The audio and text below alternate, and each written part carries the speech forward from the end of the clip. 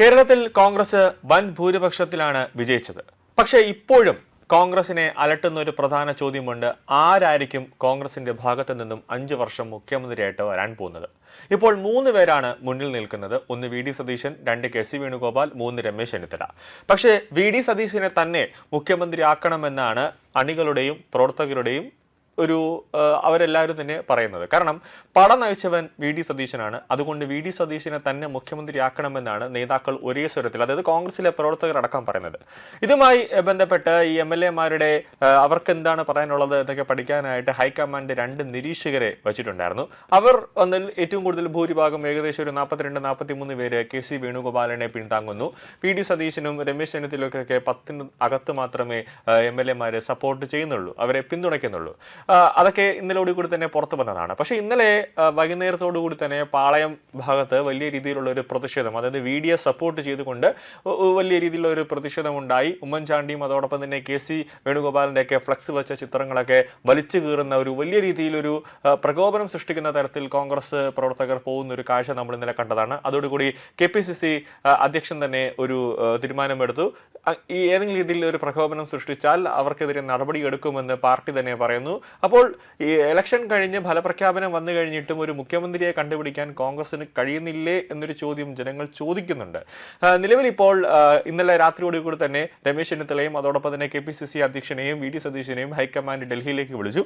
ഇന്ന് കേരള ഭവനിലേക്ക് ഡൽഹിയിൽ എത്തിയപ്പോൾ തന്നെ വലിയ രീതിയിൽ MSF-ലെ വിദ്യാർത്ഥികളടക്കം, അതായത് ഡൽഹിയിലെ ഈ നെഹ്റു കോളേജിലേക്ക് പഠിക്കുന്ന വിദ്യാർത്ഥികൾ, ജാമ്യ മില്ലയിലേക്ക് പഠിക്കുന്ന വിദ്യാർത്ഥികൾ വി ഡി സതീശനെ സപ്പോർട്ട് ചെയ്തുകൊണ്ട് മുദ്രാവാക്യം വിളിക്കുന്ന ഒരു നാടകീയമായ ഒരു നീക്കമാണ് ഇന്ന് കേരള ഭവനിൽ അരങ്ങേറിയത്. അതായത് ഹൈക്കമാൻഡിന്റെ മൊത്തത്തിലുള്ള ഒരു കണക്കുകൂട്ടൽ തെറ്റിച്ചുകൊണ്ടാണ് ഡൽഹി കേരള ഹൗസിൽ ഒരു നാടകീയമായ ഒരു നീക്കം തന്നെ ഉണ്ടായത്. അതായത് കേരള ഹൗസിൽ ഇങ്ങനെ ഒരു നീക്കം ഉണ്ടാകുമെന്ന് ഹൈക്കമാൻഡ് പോലും വിചാരിച്ചില്ല. വി ഡിയെ സപ്പോർട്ട് ചെയ്തുകൊണ്ടൊരു മുദ്രാവാക്യം വിളികളൊക്കെ അവിടെ ഉയരുമെന്ന് ആരും തന്നെ വിചാരിച്ചില്ല. കേരളത്തിന്റെ മുഖ്യമന്ത്രി പദത്തെ ചൊല്ലിയുള്ള തർക്കം തെരുവ് യുദ്ധത്തിലേക്ക് നീങ്ങുന്നുണ്ടോ എന്നൊരു സംശയമാണ് ഇപ്പോൾ ഉയരുന്നത്. ഹൈക്കമാൻഡുമായി ചർച്ച നടത്താൻ ദേശീയ തലസ്ഥാനത്തെത്തിയ മുതിർന്ന നേതാക്കൾക്ക് നേരെ ഡൽഹിയിലെ കേരള ഹൗസിൽ നാടകീയമായ നീക്കങ്ങളാണ് ഇപ്പോഴും അരങ്ങേറിക്കൊണ്ടിരിക്കുന്നത്. പ്രതിപക്ഷ നേതാവ് വി ഡി സതീശൻ, അതായത് വി ഡി സതീശന് JNU, ജാമ്യ മില്ലിയ, ഡൽഹി യൂണിവേഴ്സിറ്റി എന്നിവിടങ്ങളിലെ വിദ്യാർത്ഥി സംഘടനകൾ വൻ സ്വീകരണം നൽകിയപ്പോൾ KPCC അധ്യക്ഷൻ സണ്ണി ജോസഫിന് നേരെ ഉയർന്നത് പ്രകോപനം സൃഷ്ടിക്കുന്ന മുദ്രാവാക്യങ്ങളാണ്. അതിരുവിട്ട പ്രതിഷേധങ്ങൾക്കെതിരെ ഹൈക്കമാൻഡ് അന്വേഷണം പ്രഖ്യാപിക്കാനുള്ള സാധ്യതയുണ്ട്. ഇത് ഏതെങ്കിലും നേതാക്കന്മാർ കണക്ക് കൂട്ടി അല്ലെങ്കിൽ കരുതി കൂട്ടി ഇങ്ങനെ ഒരു പ്രകോപനം സൃഷ്ടിക്കുന്ന തരത്തിലൊരു മുദ്രാവാക്യം വിളിക്കുന്നതാണോ എന്നൊരു സംശയമാണ് അന്വേഷണത്തിലേക്ക് കാര്യങ്ങൾ എത്തിക്കുന്നത്. അർദ്ധരാത്രി ഡൽഹിയിലെത്തിയ വി ഡി സതീശനെ സ്വീകരിക്കാൻ MSF പ്രവർത്തകർ കേരള ഹൗസിന് മുന്നിൽ തടിച്ചുകൂടി. 100 കണക്കിന് MSF-ലെ വിദ്യാർത്ഥികളടക്കമുള്ളവരാണ്, ആ സംഘടനയിലുള്ള നേതാക്കളാണ് തടിച്ചുകൂടിയത്. സതീശനെ അനുകൂലിച്ചുള്ള മുദ്രാവാക്യങ്ങൾക്കിടെ അദ്ദേഹത്തിന് തടസ്സം നിൽക്കുന്നവർക്കെതിരെയും കടുത്ത ഭാഷയിലുള്ള പ്രതിഷേധമാണ് ഉയർന്നത്.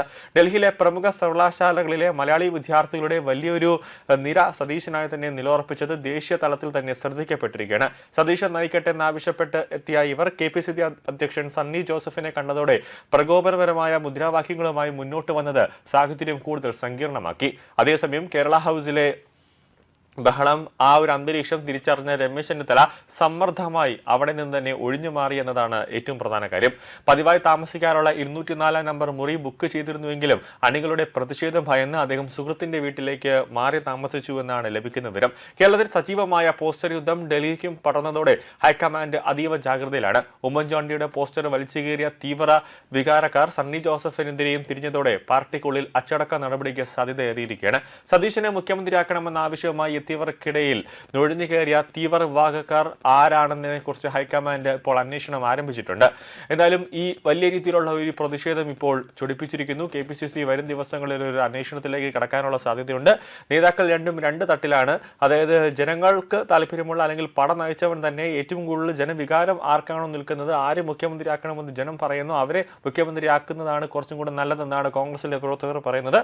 എന്തായാലും ഈ ഒരു നാടകീയമായ നീക്കങ്ങൾക്ക് ഉടനെ തന്നെ ഒരു വിരാമം ഇന്ന് വൈകുന്നേരത്തോടു കൂടി ഉണ്ടാകുമെന്നാണ് ലഭിക്കുന്ന വിവരം. അല്ലെങ്കിൽ ചിലപ്പോൾ കോൺഗ്രസ് ഒരു പിളർപ്പിലേക്ക് പോകാനുള്ള ഒരു സാധ്യത തള്ളിക്കളയാനാകില്ല.